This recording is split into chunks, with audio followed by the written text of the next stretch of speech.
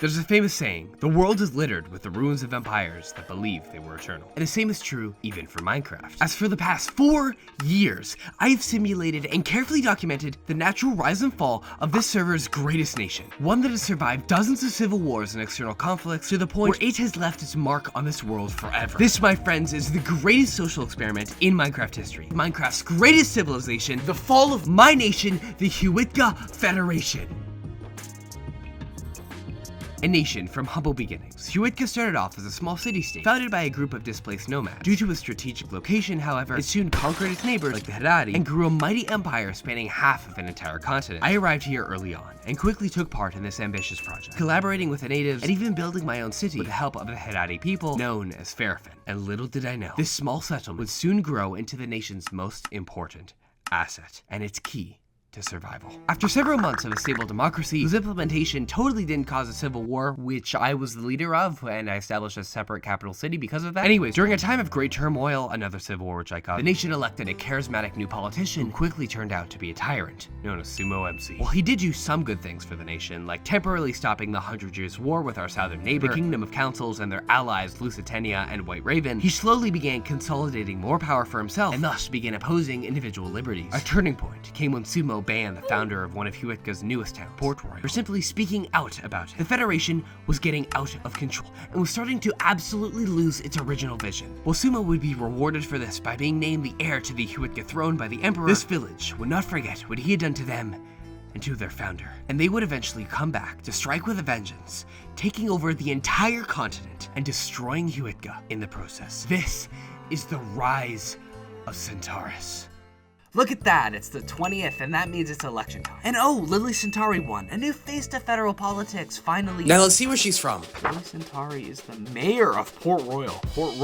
Oh boy, oh boy. That's right, the mayor of Port Royal is now the prime minister. By the time Lily ascended to the title of Siwakawa, the once small village had risen to become the largest population center in Huitca, and would soon rise to become the 5th largest city in the world. After some mismanagement in the former largest city, Regna, much of its population picked up their bags and moved to Port Royal. And the city became so overcrowded that it got to the point where the citizens began to spill into the surrounding countryside, establishing smaller villages nearby, because everyone wanted to be next to this booming industrial metropolis. In honor of all this new growth, the city was renamed by Lily to Aquilus, for not giving Sai the fair trial before he was banned. While Sumo would have punished Lily for that in any other world, he was sort of busy taking on his new role as heir regent of the Huitca throne, and also avoiding a ton of assassination attempts from his enemy. Wait, assassins? Oh, it's the Lusitanians again. That's right. It seems while everyone was occupied with Sai, the Lusitanians performed a successful coup d'etat on the puppet government in White Raven and reinstated the anti-Huitca monarchy. They decided to bring forth a bloody campaign to colonize the west coast of Huitca, and began a series of raids on numerous Huitcan towns, including Ferrofin, Huitcaweth, and Eroxizon. And as well as this, the Kingdom of Councils was engaging in their own colonial venture, which we'll discuss soon. This was a huge problem, and Sumo opted to team up with Lily to stop these individuals rather than fight each other. Lily quickly called backup from the Hands, a prominent military group which she was associated with, and together with the Huitca Sun warriors, they marched on the island of Huitzbalais and seized it from the Lusitanians. The joint forces then pivoted southwards and took control of the Ravenite colonies before moving to siege their capital on July 15th. After an intense naval battle and a 3-day siege, the Republic fell to the Federation and to the Hands. A huge win for Huitca, but an even bigger win for Lily. In successfully changing the tides of the 100 Years' War, she made not only a name for herself, but also a name for her city. And as a new election approached, she paved the way for more and more people from Aquilus to join federal politics. But before an election was called, Lily made one last decree. A bill to limit the number of states in the Federation by combining them, changing the number of states to 13. But little did myself and everyone else know, this was done for a specific reason: to give Aquilus more power within Huitca. This redrawing allowed the city to now have control over vast swaths of land, ranging from the entirety of the largest island in the Federation to my city of Ferrofin. That's right, my city of Ferrofin was reappropriated by the federal government and given to Aquilus without my permission. And almost immediately, they began kicking out my citizens and replaced them with those in favor of unity with Centaurus. And so I and my closest followers, distraught, began looking for a way out of Huitca, to build a new haven for myself and for the now exiled Herati people. And as I left, this vast domain soon abandoned the name Ocotlán and adopted a new name reminiscent of that of their capital's founder, Centaurus. And when the next election actually rolled around, one individual by the name of Necro Centaurus was on the list of candidates. Necro Mercellus, the new governor of Centaurus, and a relative of both Scythe and Lily, and a huge problem for Sumo, another popular individual from Aquilus, a city and a state that is still hostile to him, running for prime minister, and all he could do was hope that Necro did not win. When the 21st came around, Necro had lost, and instead George Wheelio was chosen to lead Huitca by a very slim majority. But weirdly enough, this was the only election result in Huitca history where the results were not made public. And this was a very important detail that everyone overlooked. As the second Wheelio took office, his term descended into chaos. Remember how I said KOC was engaging in their own colonial venture? Well, they did, and they did so inland. Soon, 3 cities known as Sandburg, Delag, and Cromer popped up and swore their loyalty not to the crown of Tlahatl, but to the Kingdom of Councils in Palermo. On August 12th, these towns were discovered in the Talawa territory, breaking our non-aggression pact, and Wheelio immediately petitioned for the Kingdom of Councils to pay a fee, to which they refused. The following day, the first battle occurs on the outskirts of the rebel city of Sandburg. Huitca and KOC troops, as well as mercenaries from both sides, meet on the battlefield, but to the surprise of the local governor, known as Hauser, more than half the KOC troops just don't show up. And Huitca wins the battle in a landslide victory. If we could just win one more battle, KOC would surely become weak enough for us to steamroll them and annex them outright. And when Lily was re-elected 1 month later, with Necro as her informal right-hand man, the war continued. And this time, it was Huitca's turn to defend. KOC and allied forces raided the state of Centaurus and attacked the city of Aquilus on August 21st. The same the Sun Warriors and the Hands were going to win the battle in a decisive victory, as the walls of Aquilus kept the attackers out for the first few hours of this battle. But surprisingly, one soldier slipped their way through the gates, opened them up for the rest of the Cato forces, and together they absolutely decimated the entire Huitca army by catching them totally off guard. We lost. This was a major blow for the Federation. The war still wasn't over, all as the Huitca Federation plunged into a dark age. From August until December of 2021, not much of Huitca history is well recorded, and despite me being there, I forgot most of it. But from what I was able to gather, this time was marked with lots of internal fighting between different factions, as states rose in power, and as the prestigious title Siwakawa now faded into obscurity. The ancient Huitca that I had come to know, that I had built myself, and that I had come to love, died. And with a new wandering tribe from the continent of Haven entering our province of Viridia, the beginning of the fall was among us. What a wonderful day to be walking through the Huitca archives. Oh, what's this book? Necro Mercellus.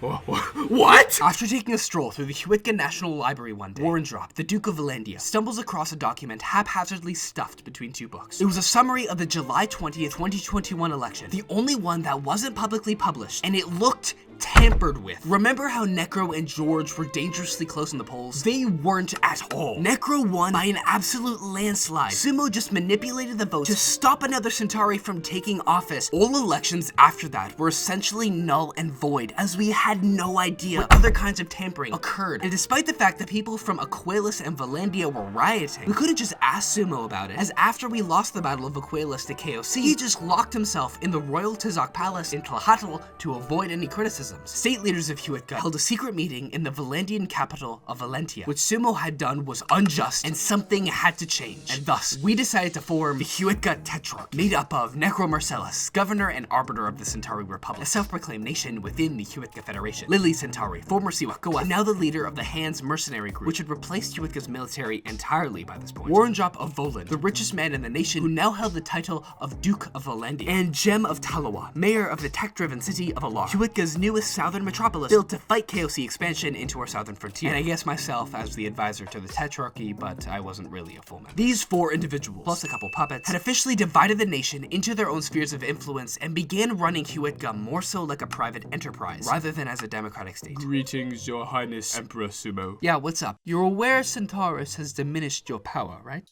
They what? Eventually, Sumo left his palace and saw what Huitca was becoming, and quickly called the Huitca army to capture the members of the Tetrarchy. Oh wait, the army is non-existent and is now entirely controlled by Lily Prism and the Hands. That means Sumo will have to pay a rival mercenary group to help him instead. Introducing Ulfang, sworn enemy of the Hands and the second most powerful military group on our server. Now we really got a tricky situation on our hands. Come on, that's kind of fun. Ulfang met Sumo in Chikaloa, and together they began marching towards the mainland with the goal of capturing Huitca's military forts. All the forts fell with relative ease, as the hands failed to prepare for such an invasion. But then when Ulfang turned back to Sumo to demand some payment, he kind of just said, yeah, okay guys, about that, I kind of don't have the money for you at the moment.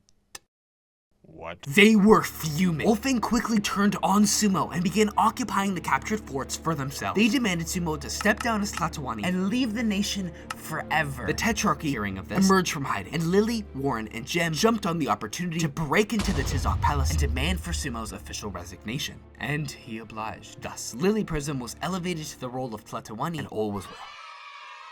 Except not really. Ulfang began to harass Lily, demanding payment, To the point where she too wanted to step down from the role from the amount of stress it was causing her. and after only 15 days on the throne, Lily stepped down and gave the role, get this, back to Sumo. Albeit this time with much more power shifted over to the tetrarchy. Despite these restrictions, Sumo returned back to his same old ways, trying to do everything in his power to whittle down the control of Huitca's tetrarchs and to subjugate Centaurus once again under his thumb. But first, he had to get Ulfang off of his back. Then suddenly, he had his money. A tribe from Haven, known as the Alden, seeking refuge from the tyranny down south, approached the Huitca government asking for asylum. While much of the tetrarchy was not on board as they did not want to give away land, Sumo was ecstatic. He saw them as a way to alleviate his debts, as they were rich, and decided a shady deal to sell them the entire state of Iridia. And thus, in an instant, Ulfang was paid off, and at the same time, the nation of Alda was born. In the span of just 2 weeks, the Aldens built an impressive capital city and began outpacing most of the Federation in terms of population and activity, to the point where their leader, Uneasy, became a core member of the Huitca oligarchy. The fact that Uneasy managed to weasel his way into the circle of the nation's highest advisors did not sit well with me, as I was still delegated the status of observer, despite the fact that I was literally one of the founding fathers of this nation. So I had enough. Seeing the collapse of the neighboring empire of Bardonia, I decided to sail over and snatch up some land to create a nation of my own, which aimed to return to the values of what Huitca once stood for. I gathered a small group of settlers, primarily from my former town of Fairfen, and we began to sail aimlessly north until we came across a small island in the middle of the Phagosian Sea. This island has a small native population, led by the former Bardonian military leader, Hauser. Hauser? That sounds familiar. Wait, like the Sandberg pro-Kingdom of Councils Hauser? Yes. Yeah, that guy. And for some reason, I just didn't recognize him. I don't know what was going through my head. Despite this fact, the two of us decided to unite our peoples and form the Kingdom of Pasfarin. And this would perhaps be the single worst decision of my time on the server ever. After pushing us to the brink of war with Snedea, he tried to overthrow me as leader 4 times, causing a civil war and our eventual vassalization under the Huitca oligarchy. The fact that La Paz and Alda now share the same equal status under Huitca pissed off Uneasy massively, and they began to vie for more autonomy within the Huitca system. Part of these demands were the annexation of Kyocera, an ally of the Kingdom of Councils founded by the former members of White Raven. The oligarchs, of course, wanting to seek revenge for the siege of Aquilus, obliged. After an intense battle, we persevered, seizing the desert and annexing Kyocera into the Kingdom of Alda in perpetuity. While Alda was content for now, the oligarchs surely were not. The Centauri began to fear the rising power of Alda within the Huitca system and began to despise Sumo for even allowing them to settle here in the first place. And so, a coalition led by Warren, Necro, and Jem was formed, the Takali Order, and together they planned to take down Sumo once and for all. In the middle of the night, the two broke into the Tizok Palace once again, forced Sumo to surrender the throne. And once again, he obliged and officially went into exile. Jem, a neutral face within the oligarchy, was elevated to the role of Tlatoani, much to my protest. But besides me being upset, all was well.